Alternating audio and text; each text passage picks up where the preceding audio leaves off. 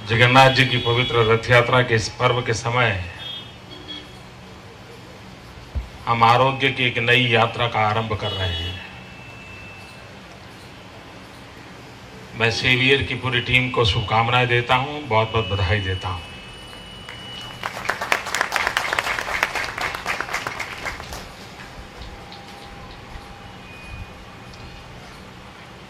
डॉक्टरों की जो भाषाएं होती वो सबने बता दी आपको, तो मुझे उसमें उलझने की जरूरत नहीं है।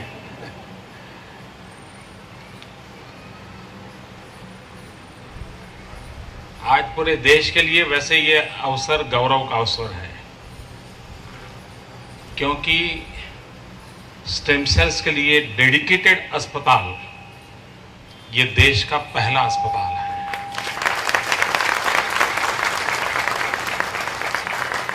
और इस तरह में आज हम देश की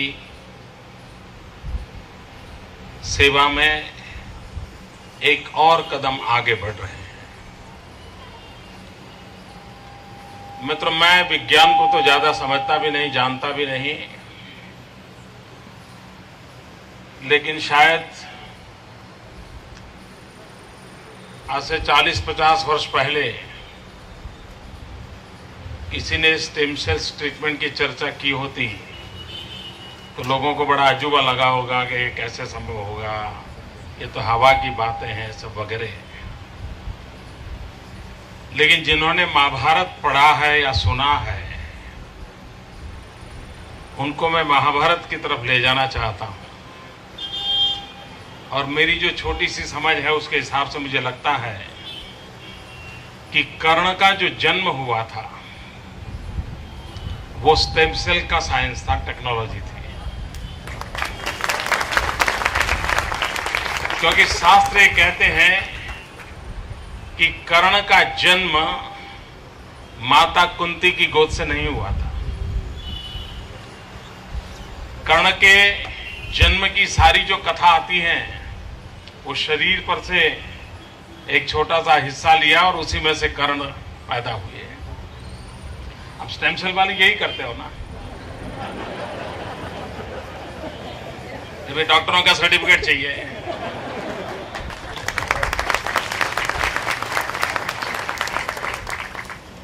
तात्पर्य यह है कि हमारे देश के पास कुछ तो था। अब आज लेबोरेटरी में सिद्ध हो रहा है, लेबोरेटरी हो सकता है अमेरिका की हो, लेकिन यह सिद्ध हो रहा है। हो सकता है कर्ण के संबंध में किसी के मन में सवाल हो कि भाई शायद मोदी जी ने कहा, लेकिन उतना तो वर्णन नहीं है। अब हम प्लास्टिक सर्जरी को देखें।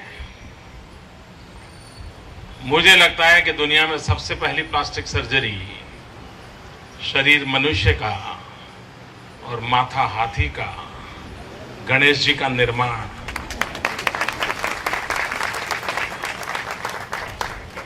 यानी कभी सोचते हैं ये कोई पेंटर का काम नहीं है। कुछ तो था, विज्ञान किसी न किसी रूप में उपलब्ध था और आज वो आधुनिक तौर तरीके के साथ हम लोगों के सामने आ रहा है। जहां पर हमारे पूर्वजों ने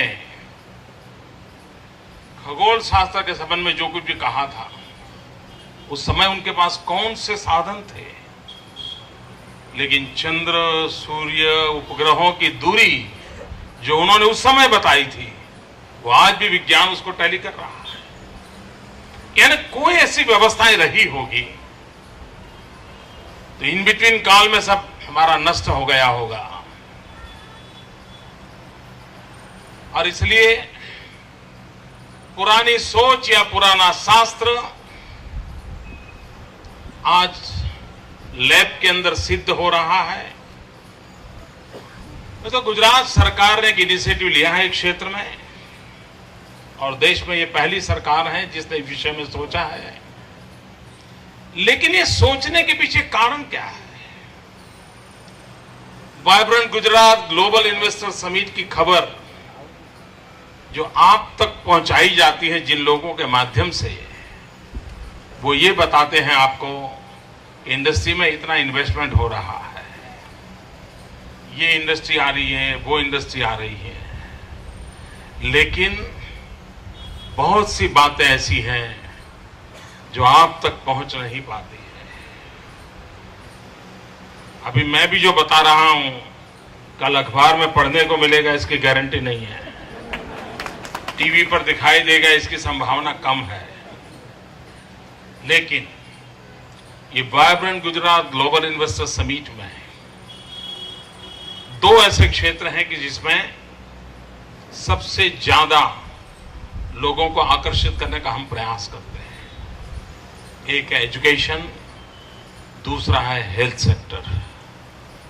मैं तो इसी वर्ष जो वाइब्रेंट समिट हुआ था, दुनिया के करीब 43 यूनिवर्सिटीज, वर्ल्ड फेम यूनिवर्सिटीज यहां थी, और उन्होंने गुजरात के साथ मिलकर के 21st सेंचुरी के लिए किस प्रकार से ह्यूमन रिसोर्स डेवलपमेंट की आवश्यकता है और किस प्रकार के नए एकेडमिक सिलेबस की आवश्यकता है, उस पर बड़ी गंभीरता से सोचा, और 23 से अधिक यूनिवर्सिटीज खास गुजरात की यूनिवर्सिटीज एंड प्राइवेट इंस्टीट्यूशंस ने एमओयू किया है।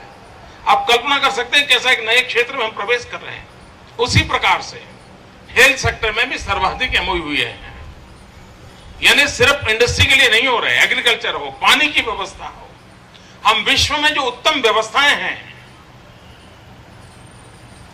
विश्व में जो उत्तम अनुसंधान है, उन चीजों को गुजरात की धरती पर लाने का प्रयास कर रहे हैं, और उसी का एक हिस्सा है कि 2009 में वाइब्रेंट समिट में जो एमओयू हुआ था, वो काम आज पूर्ण होकर के आपको डेडिकेट किया गया। गुजरात सरकार ने बहुत बड़ी पूंजी लगाई है इसी क्षेत्र में काम करने के लिए, और जैसे जयनारायण भाई ने बताया, इससे भी बड़ा इन्वेस्टमेंट है, इससे भी बड़ा इंफ्रास्ट्रक्चर बनाया है। हमने सूरत पसंद किया है, और मित्रों इस क्षेत्र में जाने का मुझे मन क्यों किया, एक बहुत ही दर्द भरी कथा है उसके पीछे। शायद इतने बड़े भवन में और इतने बड़े मशीन जो अंदर लगे हैं, उसके पीछे जो दर्द है वो शायद किसी को दिखाई नहीं देगा, लेकिन आज अवसर है, मैं आपको बताना चाहता हूं।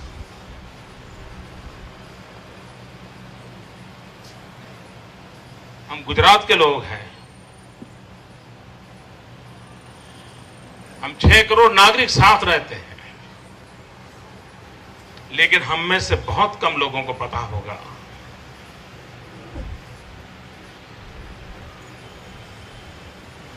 कि हमारे राज्य के ट्राइबल बेल्ट में, उसमें भी साउथ गुजरात का ट्राइबल बेल्ट, डांग, बलसाड़, तापी, नर्मदा, बलसाड़, उमरगांव, इस बेल्ट में ट्राइबल कम्युनिटी में जेनेटिकली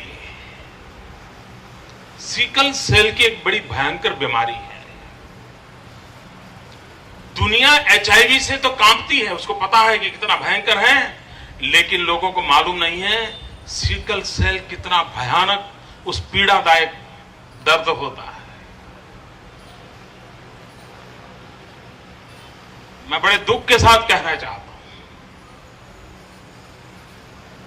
अनेक सरकारें गुजरात में आके गई, ये सिकल सेल मेरी सरकार आने के बाद नहीं आया है।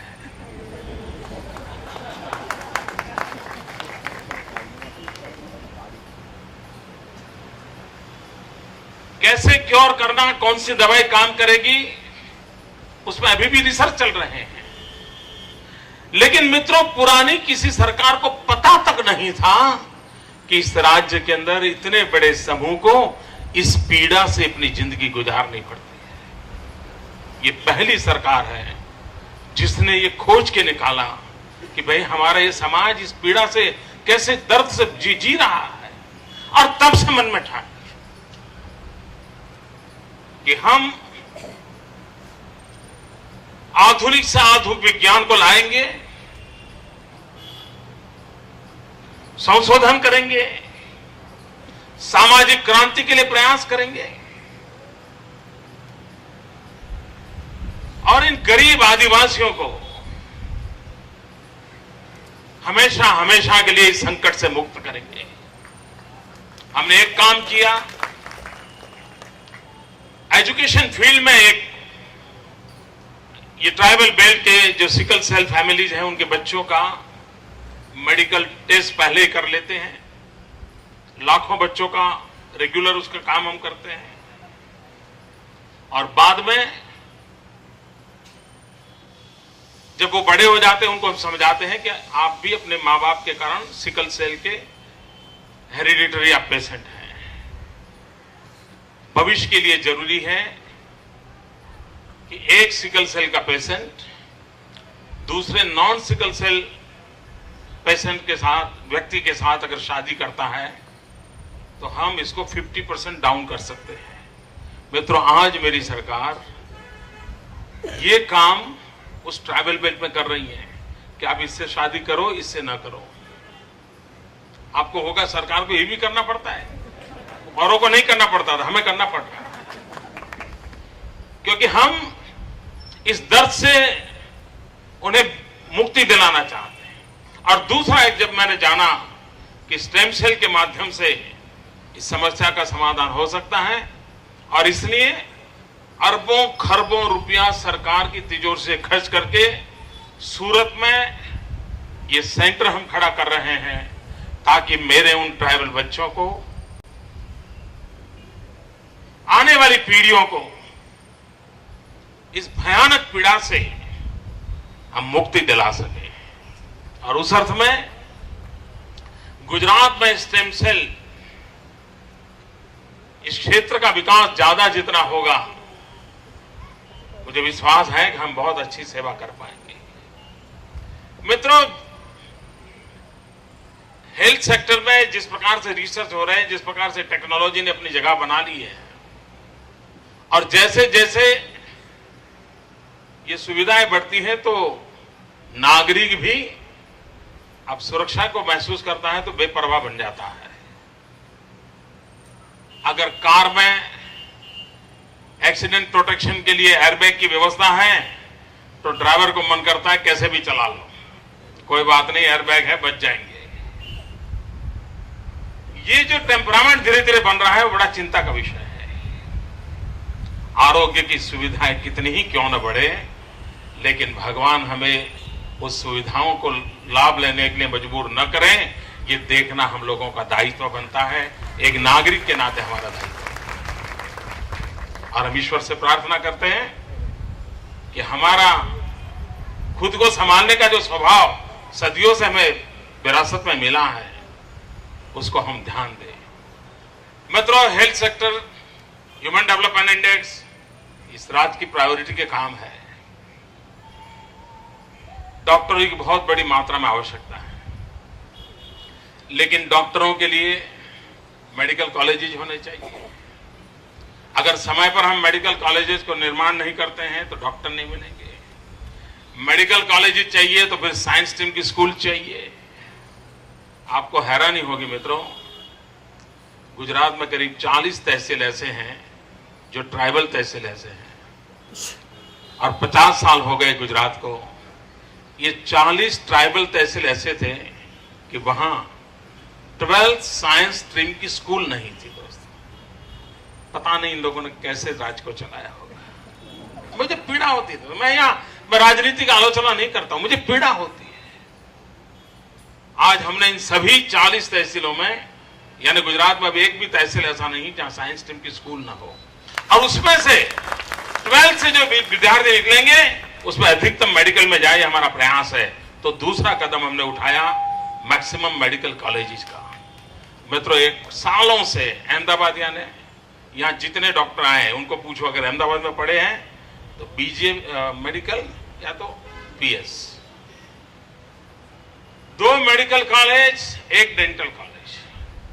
हमने इतने साल इसी से गुजारा किया और हार्डली 500 विद्यार्थी, और एडमिशन के लिए डॉक्टरों की पहुंच ज्यादा होती थी तो उनके बेटों को जरा जल्दी मिल जाता था, तो वो दायरा भी बढ़ता नहीं था। डॉक्टर का बेटा डॉक्टर, डॉक्टर का बेटा डॉक्टर, एक ही दायरे में दुनिया चल रही थी।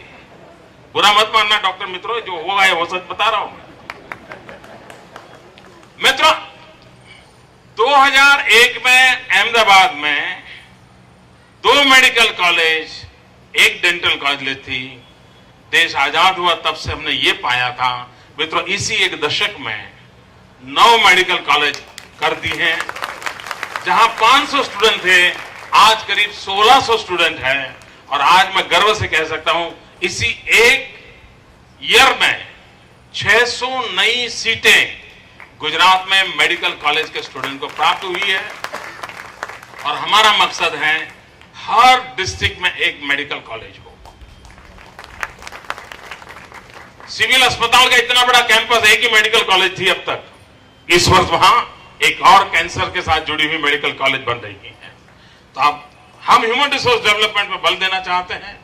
अधिकतम हमारे विद्यार्थियों को मेडिकल कॉलेज में जाने का अवसर मिले। जिन डॉक्टर माँ बाप बहुत बिजी थे, जिनके बेटे 12th में अच्छा रिजल्ट नहीं ले पाए क्योंकि माँ बाप मेडिकल काम में बहुत बिजी थे, अब डॉक्टर बताना बेटे को जरूरी था क्योंकि फिर कारोबार कौन चलाएगा, तो उसको बेंगलोर भेजते थे, महाराष्ट्र भेजते थे, 20 लाख 25 लाख डोनेशन देते थे। मित्रों, सालों से बिलियंस ऑफ बिलियन रुपीस और राज्यों में डोनेशन में चले गए। वो डोनेशन के पैसों से अगर हम चाहते ना, तो आज गुजरात में सब डिस्ट्रिक्ट में 2-2 कॉलेज होते। लेकिन किसी ने ध्यान नहीं दिया। अब वो दिन गए, हम स्थिति बदल रहे हैं और मुझे विश्वास है कि हम हेल्थ सेक्टर को बहुत ही ताकतवर बनाएंगे, बहुत ही शक्तिशाली बनाएंगे। तो ह्यूमन रिसोर्स डेवलपमेंट की ओर हमारा बल है। उसी प्रकार से मित्रों, गुजरात ग्लोबल हो गया है। गुजरात सिर्फ गुजरात की सीमाओं तक सोच नहीं सकता है। और इसलिए इन दिनों जो एक क्षेत्र खुला है हेल्थ टूरिज्म का, गुजरात उसको विशेष रूप से ध्यान दे रहा है। हम चाहते हैं कि गुजरात मेडिकल सेक्टर में जो लोग इन्वेस्टमेंट करते हैं वो गुजरात की सेवा जरूर करें, साथ साथ वे भी जो इन्वेस्टमेंट करते हैं उनको मुनाफा भी हो, आय भी हो, और उसके लिए विदेश से उनको पेशेंट मिले, दुनिया के देशों से उनको पेशेंट मिले। जो हम रुपयों में देते हैं वो उनको डॉलर में मिले, वो मौज करें। तो उसके लिए भी हम चिंता करते हैं। हम नहीं चाहते हैं कि हमारे डॉक्टर मित्रों की आय कम हो जाए, हम उनकी भी चिंता कर रहे हैं। तो एक ग्लोबल मार्केट को हम एड्रेस कर रहे हैं। हेल्थ सेक्टर का बहुत बड़ा ग्लोबल मार्केट खड़ा हुआ है। आज दुनिया में इतने कम पैसों में ये सुविधाएं उपलब्ध नहीं है। एट द सेम टाइम हमारे डॉक्टर्स ने अपने एक्सपर्टाइज के माध्यम से पूरे विश्व के अंदर एक विश्वास पैदा किया है कि अगर इंडियन डॉक्टर है तो रेस्ट एश्योर आप ठीक हो जाएंगे। इतना काफी होता है। तो ये जो हमारी पूंजी है, ये जो हमारी पूंजी है, इस पूंजी को हमने ढंग से एक्सप्लॉइट करना चाहिए। और हम गुजराती लोग हैं, बिजनेस एक्यूमन है, और मैं पक्का बिजनेसमैन हूं मित्रों। खुद के लिए नहीं करता हूं, राज्य के लिए पक्का करता हूं जी। और मैं इसका भी फायदा उठाने की दिशा में आगे बढ़ रहा हूं। मुझे विश्वास है कि इन चीजों का लाभ होगा। मित्रों, एक मैं चाहता हूं स्टेम सेल के माध्यम से एक काम अगर हम रिसर्च करके करें, युद्ध के अंदर या आतंकवादियों के हाथों से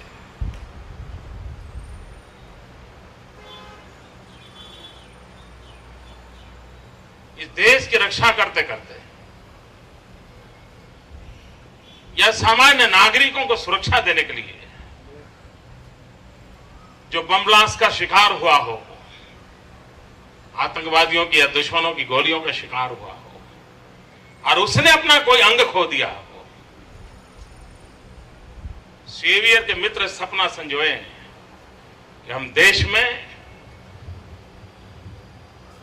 कहीं से शुरू करके इस स्टेम सेल ट्रीटमेंट के माध्यम से उसको वो अंग लौटा देंगे, उसको हम पूरा जैसा था वैसा बना के छोड़ रखेंगे।